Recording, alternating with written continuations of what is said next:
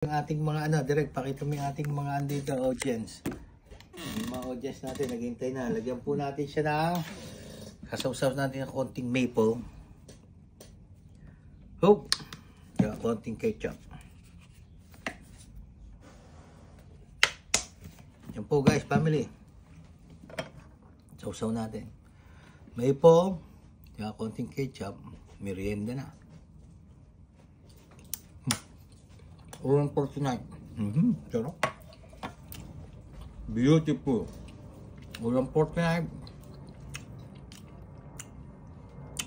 Waffle. Ano pa ang tawag ko kanina? Waffle daw? Waffle pie. Family guys. Ulam pork tonight. Waffle pie dog. Maple syrup. Ketchup. Beautiful. Ito po, magwa-waffle dog po tayo. Ang hotdog, countdown, Woolworths. May cheese po, dalawang klaseng hotdog, isang frank, tsaka isa yung ordinary red hotdog. Tapos, ito po yung gagamitin natin buttered. Butter. Ito po, lagyan po natin para hindi po manitit yung ating non-stick na po ito, pero magsigurado na tayo. Canola spray oil. Ayan po guys, family. Painitin ko muna to.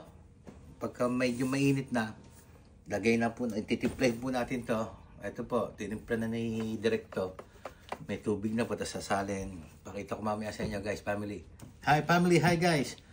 Ito po, pinainit na po natin yung ating pie maker.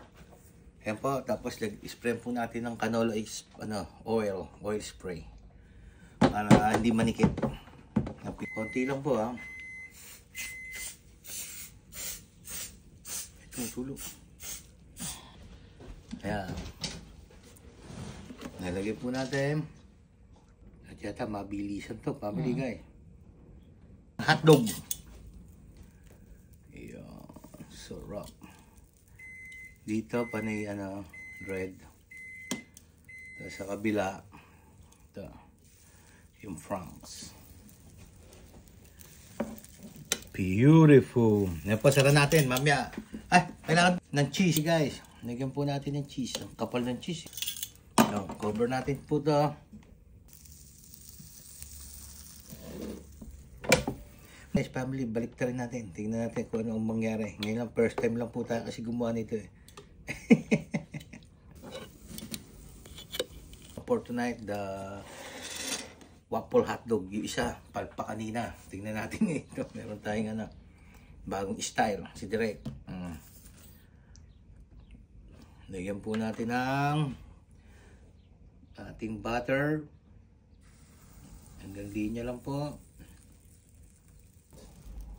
Puro-pula muna. Ngayon po, cheese sa isang side. Yan po, hintayin natin siyang maluto ng konti. Tingnan natin mamaya-maya. Yan po guys, nag-invento lang naman tayo. Tingnan natin yung mangyari. Ito na mangyari dyan. Sarap.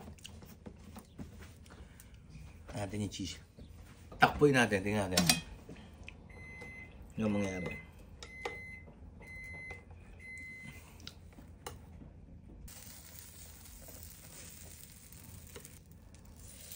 Yung. Yan po, sasara natin guys, family.